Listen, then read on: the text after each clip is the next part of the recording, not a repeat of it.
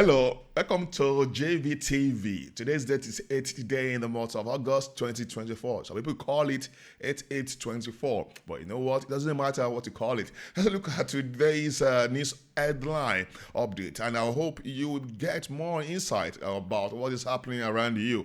You know what? Let's quickly go to the first headline, and that is Nairametrics. Okay, this is FG to grant tax breaks to companies employing more staff. Wale Edun. Now, this is coming from the CBN governor, right? And I believe that what he's talking about is about incentives to those companies who are employing more staff. How does that relate to the cost of items in the market? That should be the target, not about cutting the issue of a tax, reducing the cost. There's a break for taxes. That is not the point. Even though there is cut in taxes, that is not only indices. It's only part of production, or what are they encourage inwards, and others are still there. The cost of raw materials, the cost of production is still high. So it's not only that. We're talking about the latest thing. I mean, the issue that is really bothering the mind of the companies is beyond just the tax.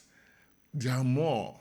So I hope that just this one is only the company that will benefit more, because the company will still keep on maintaining the price without reducing the price of the items they produce.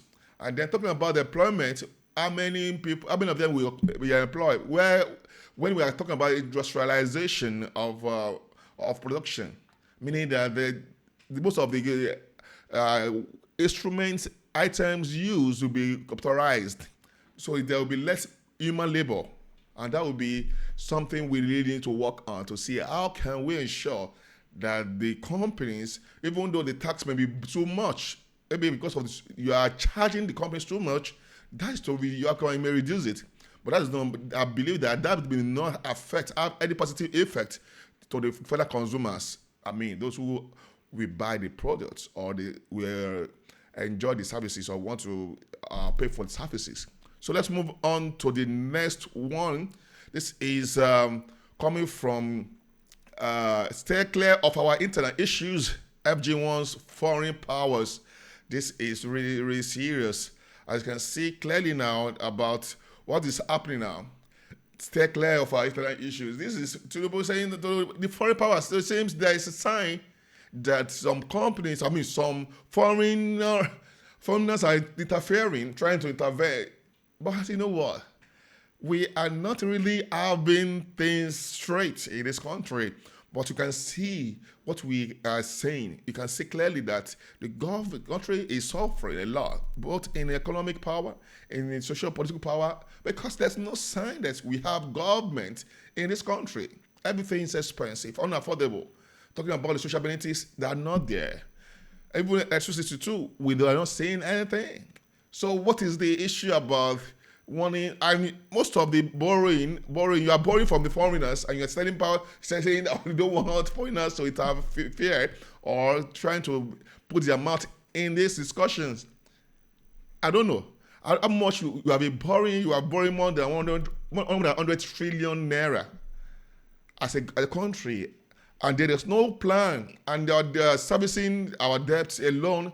We hear the news, we could see that we are paying all our revenues.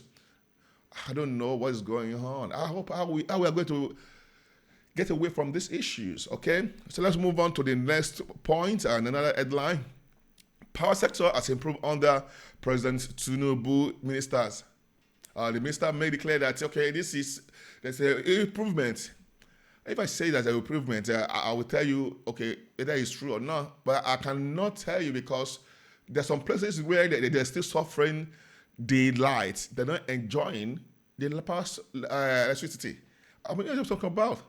So it should be for all over. It should not be just some part of the state that are enjoying, as we already have discrimination in the power supply. Some people are called band A users or consumers. We have band B, we have band C, and we have band D. Now, that's to show that some people will benefit more from the electricity where they will pay more than those who are not in Band A. This is a really serious issue, and that we're talking about power sector, and there are a lot of promises we could not generate power. And then before Tinubu came into power, he was making mouth, he was just bragging about it was very easy. Fashola also made a statement in 2015 about how to generate power. As the Seba says, to generate power is that it's not rocket science, according to him in the quote. Generating power is very easy. It's this and that. We should be able to get any serious government within 6 months should be able to generate enough power to supply to these people or our people. This is very, very saddening.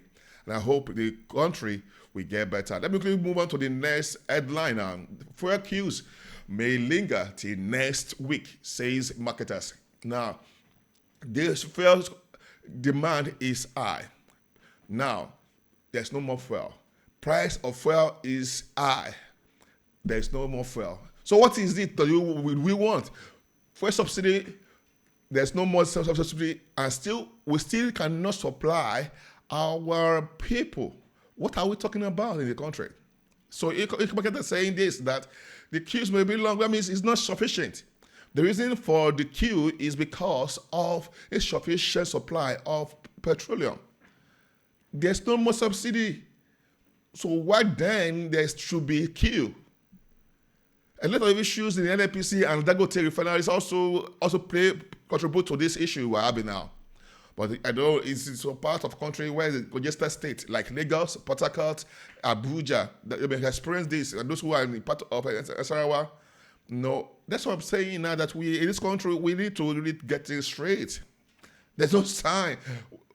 We promised that we will enjoy the country when there's no more subsidy for that we save a lot of money to be able to push into other sectors so that the country will get better.